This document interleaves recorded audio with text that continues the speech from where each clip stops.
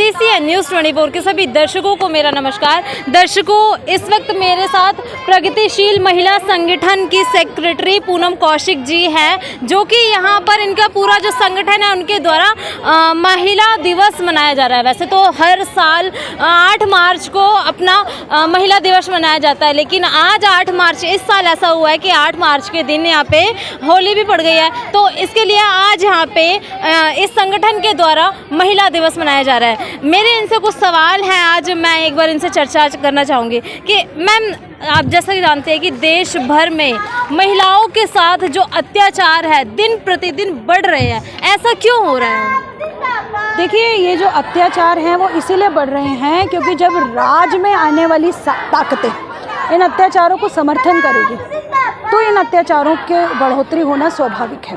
कौन सपोर्ट कर रहा है? देखिए, जो हमारी केंद्र की सरकार है और जो इस केंद्र की सरकार का जो डोमिनेंट पार्ट है बीजेपी, और उसकी जो फिलॉसफी है और उसकी फिलॉसफी है मनुवाद की फिलॉसफी, उस दर्शन के चलते महिलाएं दोयम दर्जे के नागरिक हैं और वो वही बनी रहे। इसलिए ये तमाम नीतियों को उसी फिलॉसफी के साथ इम्प्लीमेंट कर रहे हैं और जिसका नतीजा है कि और औरतें जो हैं बहुत मुश्किल में है आज। अरे, ये गवर्नमेंट तो बेटी पढ़ाओ बेटी बचाओ, महिलाओं के लिए उज्ज्वला योजना जैसी योजनाएं ला रही है देश के अंदर, तो कहाँ मनुवाद है? बिल्कुल, आप इस बात के साथ आए कि बहुत हुआ नारी पे वार, अब की बार बेटी सरकार, मोदी सरकार। जी। मगर हकीकत क्या है?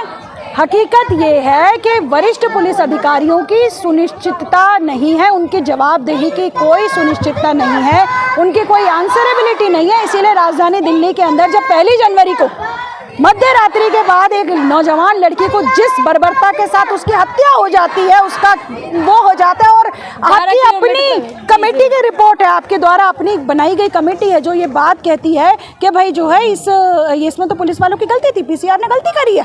तो आप जो है कहाँ से औरतों को जो है आप हिम्मत देने की कोशिश करते हैं, ये बात हम रखना चाहते हैं। और जब आप औरतों को आत्मनिर्भर बनने के लिए ज़रूरी है कि उनको नौकरियाँ मिले, उनको पक्की नौकरियाँ मिले, उनको जो है उनको पक्की नौकरियां मिले, उनको सब चीज़ें मिले, तो ये जो चीज़ें नहीं की जा रही हैं उसका हम विरोध कर रहे हैं। मैं वो दूंगी, मेरे को कंक्लूड करना है, सॉरी।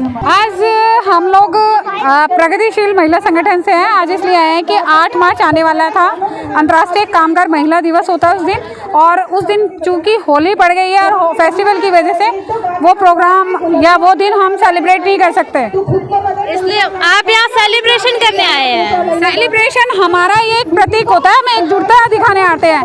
हम अपने संघर्ष जो हमने पूरे 1 साल में किए होते हैं, ये पिछले सालों में किए होते हैं, उनको हम रिवाइव करते हैं और आगे की नीति भी तय कर लेते हैं। ये एकजुटता दिखाने का टाइम होता है। एक्चुअली ये तो वैसे भी आप सभी जानते हैं कि ये तो एक प्रोटेस्ट वाली जगह है, तो प्रोटेस्ट वाली जगह पे ये रिवाइजन वगैरह ये सब चीज़ें उचित लगती है आपको?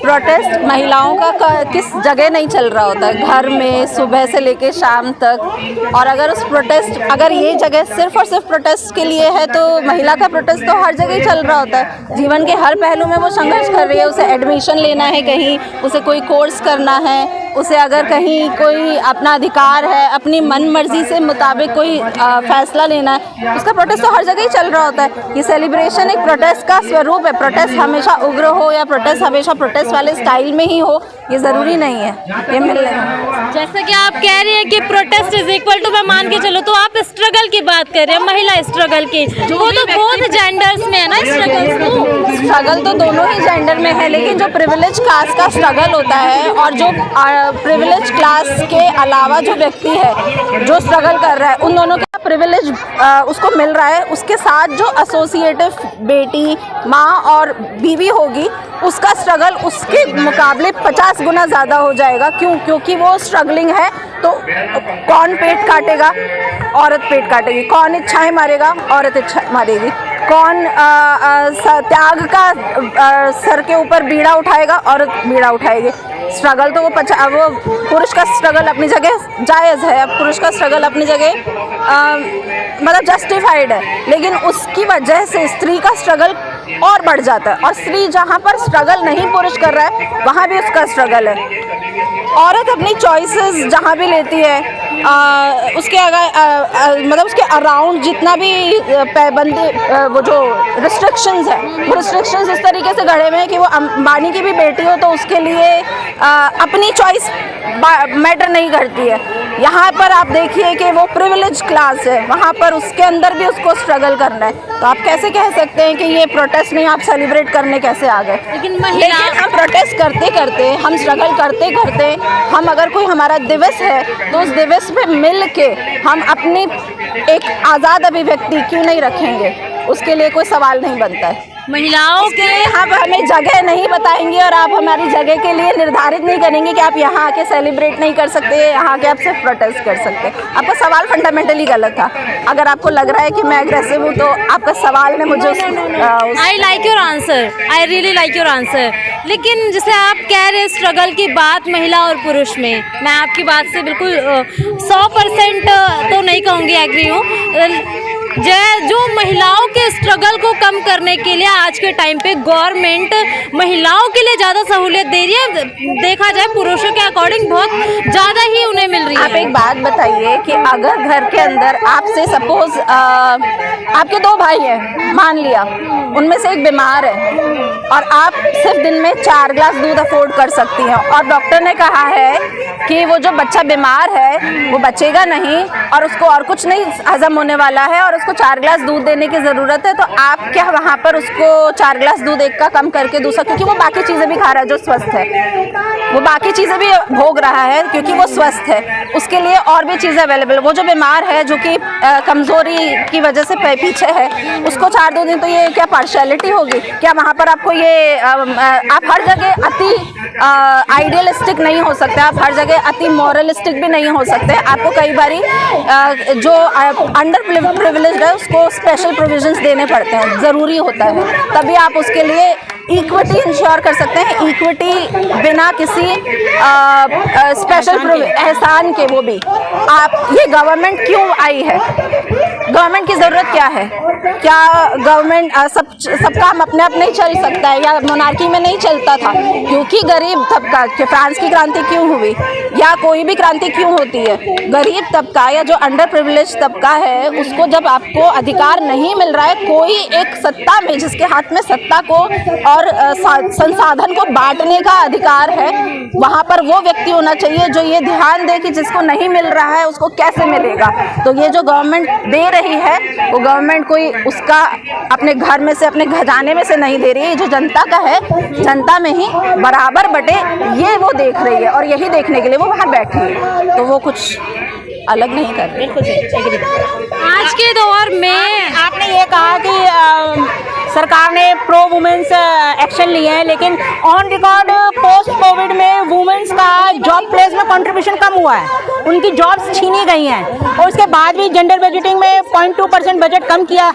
ये भी तो कोई लॉजिकल नहीं है, बल्कि ये तो बजट तो बढ़ना चाहिए था। महिलाओं के लिए स्पेशल बजट है, वो उसी बजट की बात कर रही हूँ मैं, जो 1984 में ऑस्ट्रेलिया से ओरिजिनेट हुआ था जेंडर बजटिंग का कॉन्सेप्ट, और इंडिया में 2005 में फाइनेंस बजट के इससे पहले जो है के साथ साथ जो वुमेन जेंडर बजट जिसे कहते हैं, जिसमें जो सरकारी रिसोर्सेज में महिलाओं को उन सरकार की विकास नीतियों का फायदा मिले, उसके लिए जेंडर बजट के हिसाब से जो बजट है वो महिलाओं और बच्चों के विकास के लिए एलोकेट किया था, वो इस बार ही 0.2% कम कर दिया, जबकि ये ग्रेजुअली बढ़ना है।